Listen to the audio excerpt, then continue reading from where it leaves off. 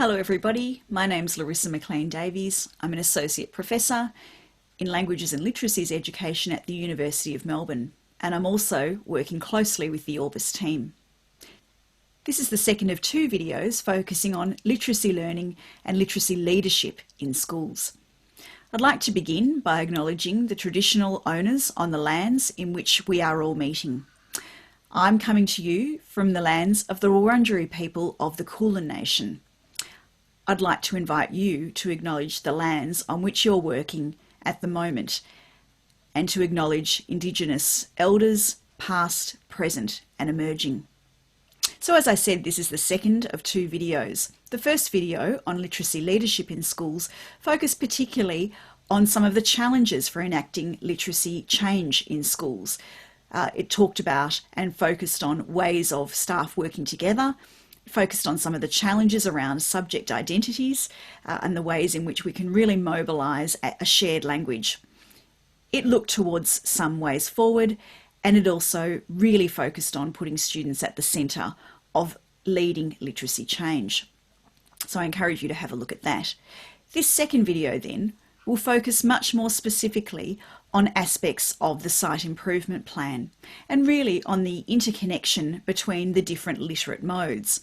And by literate modes, I mean speaking and listening, reading and viewing, and writing and producing.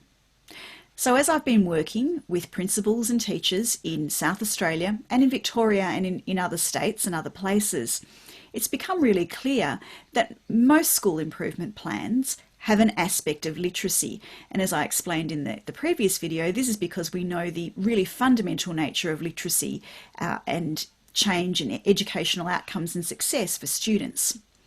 Often, the focus of these site improvement plans in terms of literacy will be on writing.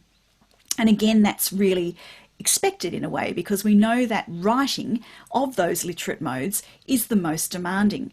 If you've ever rewritten an email or you've ever spent some time trying to put a text together and had to delete aspects of it and rework things, you'll know that writing is something that most of us find challenging at certain times.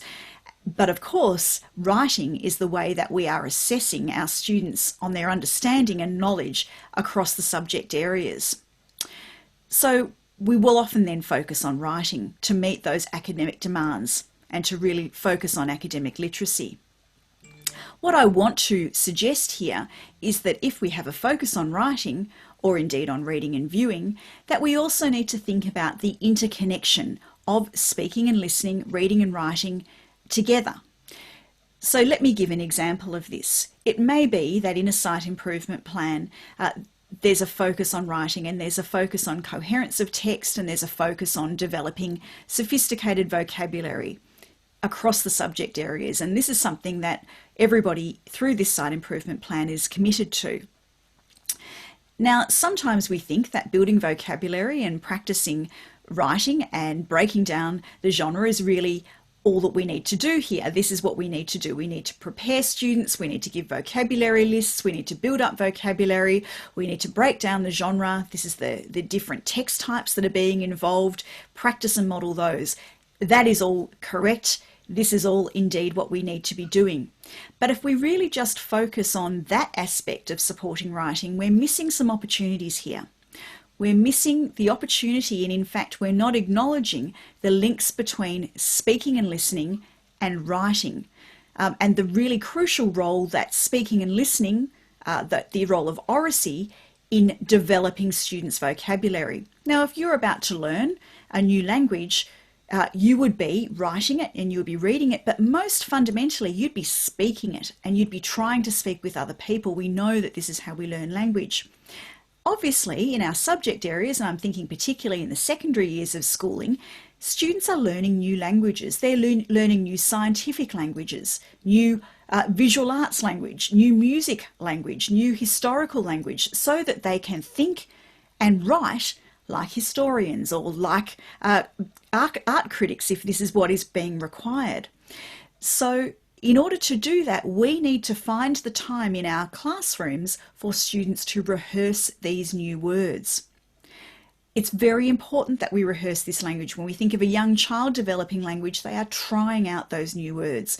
So we need to have opportunities in group work where we are really expecting students to be using new vocabulary and to be trying out the new ideas before they are in fact being required to write sustained, extended written texts. So this then focuses us on how are we using dialogue in the classroom. Now, dialogue, particularly in the secondary classroom, there's been a lot of research that suggests that as teachers, we may not have been over the years and even now maximising the potential of dialogue. What I mean by this is that often in the secondary classroom, because we have such an imperative around time and to get through content, we might see that giving students time to work in groups or test their ideas, build the vocabulary, which is what I'm suggesting here, is perhaps time not as well spent in us delivering the content. But we know that whoever is doing the talking is doing the learning.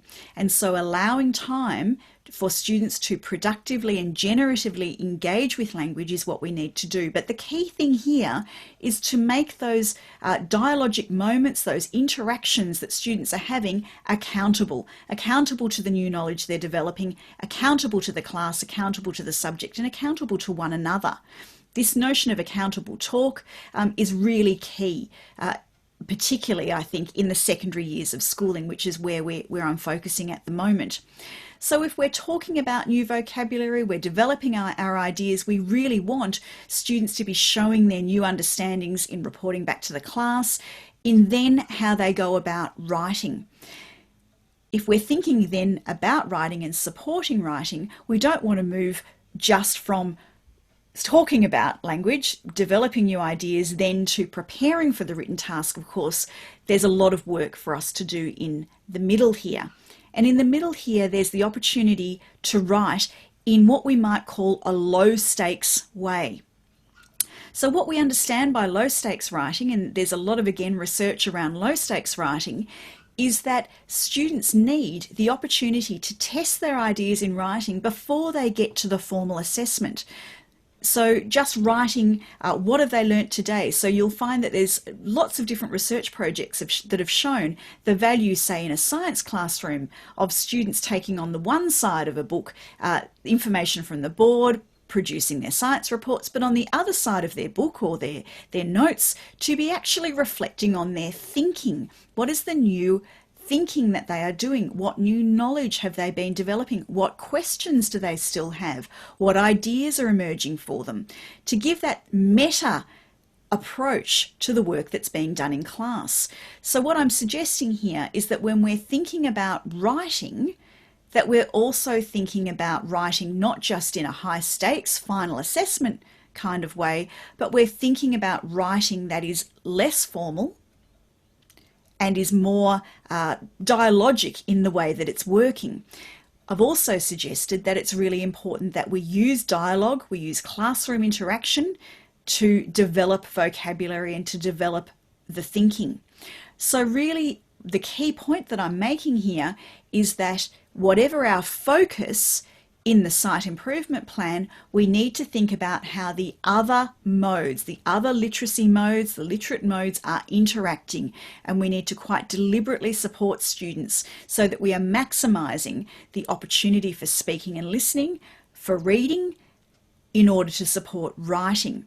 So in order to, again, think about, if we go back to thinking about dialogue, how are we reading information that we can then use as part of our conversation? So you see that it's very important to not see the literate modes in a disaggregated way, but to really be clear that we can mobilise and use them together to support literacy learning, whatever our focus might be. And I just want to finish with a suggestion of how you might think about this. One of the ways in which we've found particularly generative in working with principals and teachers in schools is to suggest that in the secondary context, key learning area will select an assessment task that they're really wanting to focus on, if we are, say, focusing on writing. Now, when we're looking at that assessment task, it's very important to plan for the teaching of that, to be really clear how students are going to build the understanding and the vocabulary and the thinking that's going to be required and tested in writing or produced in whatever form that might be. Now that will mean planning for those conversations, planning for vocabulary to be developed through generative conversations, planning for the kinds of texts that students are going to read so they develop the understanding and ideas that they're then going to be able to show through their writing. So focusing on an assessment task, we've found, is a really good concentration or focused way of considering how we're going to support the teaching of writing, but it also helps us audit the kinds of practices that we've been using to support writing in our classrooms. And through this audit, we can then say, we might need to think more about dialogue in schools, in our subject area. We may need to think more about the kinds of texts that we're using to support students developing understanding and how we support the reading of those texts. Thinking how this all connects to the assessment and the task that students are going to be tested on and measured on in terms of their knowledge in this subject area. So thank you very much for your time in sharing this particular focus on the site improvement plan and the ways my conversation here about the ways in which the literate modes work together. I wish you well, all the best.